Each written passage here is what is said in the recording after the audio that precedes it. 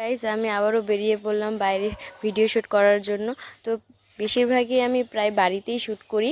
তো ভাবলাম আজকে বাইরে শ্যুট করে আসি, কিন্তু প্রচণ্ড বৃষ্টিতে খুব অবস্থা খারাপ হয়ে গেছিলো। তো দেখো চারিদিকে একদম জল জমে গেছে। তো ভিডিও করতে করতে একটা জিনিস লক্ষ্য করলাম, ওই তিনটা মহিলা পুকুরে কী যেন করছিল জানি না, কিন্তু দেখতে কিন্তু খুব ভালো লাগছিল দৃশ্যটা।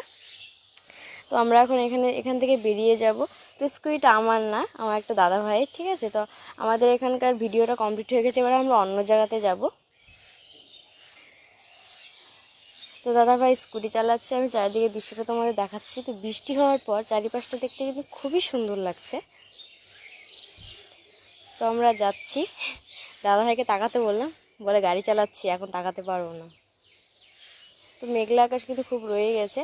আর যেখানে আমরা ভিডিও করব সেখানে আমরা চলে এসেছি। তো ফাইনালি আমাদের ভিডিও শেষ। তো এটা আমার বাড়ির আশেপাশেই ছিল, বেশি দূরে ছিল না। তো এটা সেই বাগানটা যেখানে আমার একটা ভিডিও শ্যুট হয়েছিল। তো মেন রাস্তায় উঠে গিয়েছি, বাড়ির কাছাকাছি চলেই আসছি প্রায়। দেখো বলতে বলতে চলেও আসছি আমি।